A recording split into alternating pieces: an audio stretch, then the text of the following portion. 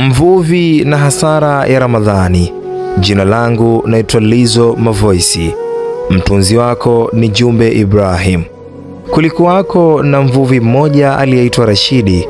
Alikuwa akiishi kijijini pembeni mwa bahari, akitegemea uvuvi kama njia yake ya kujikimu. Rashidi alikuwa mashuhuri kwa ustadi wake wa kuvua samaki wakubwa, lakini pia alijulikana kwa tabia yake ya tamaa. Alipenda faida kubwa bila kujali njia aliyotumia kuzipata.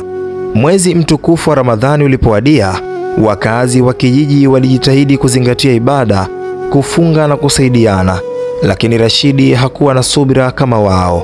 Aliamini kuwa huu ni muda mzuri wa kuvua zaidi, kwa sababu wavuvi wengi walikuwa wakitumia muda mwingi kuswali na kufanya ibada nyingine badala ya kwenda baharini. Hii ni fursa yangu ya kujipatia utajiri wa haraka, alijisemea. Usiku mmoja, wakati watu walikuwa wakihudhuria tarawehe msikitini, Rashidi alichukua nyavu zake na kuelekea baharini. Akajitahidi kuvua kwa bidii, na kwa bahati nzuri alishika samaki wakubwa wengi. Aliporudi alfajiri, akahifadhi samaki wake na kulala usingizi mzito bila hata kusali au kula daku.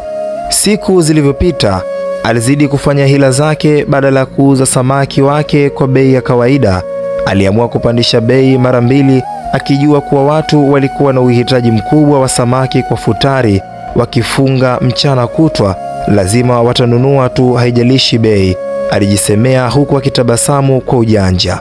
Lakini Mungu daima huwa na mipango yake. Siku chache kabla Ramadhani kuisha, Rashidi alihifadhi mzigo mkubwa wa samaki, akiamini kuwa atapata faida kubwa katika siku za mwisho wa Ramadhani. Alipanga kuuza samaki hao siku ya Ijumaa, ambayo ilikuwa soko kubwa zaidi kijijini.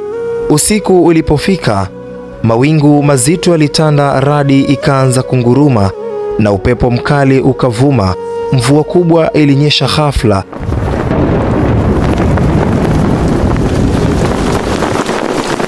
na ghala lake likafurika maji. Asubuhi alipoamka, alikuta samaki wake wote wameoza kwa harufu mbaya, wasiofaa tena kuliwa. Hasara ilikuwa kubwa sana.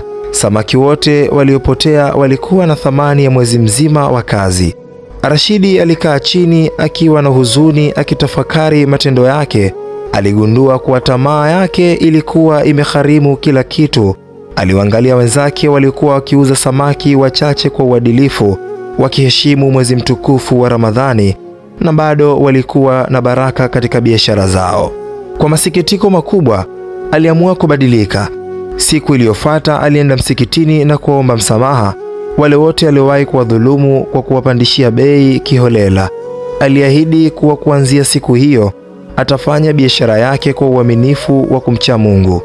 Tangu siku hiyo, biashara ya Rashidi ilianza kustawi kwa njia ya halali.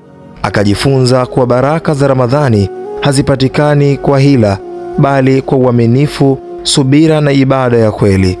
Funzo: tamaa ya faida ya haraka mara nyingi huleta hasara. Riziki yenye baraka huja kwa njia halali na kwa moyo wa uadilifu. Jina langu mimi naitwa Lizo Mavoice. Usiache kutufuatilia Burhan Media TV kwa simulizi tamu na zenye mafunzo zaidi. Subscribe channel yetu, like pamoja na kushare. Usisahau kucomment na kutufuatilia.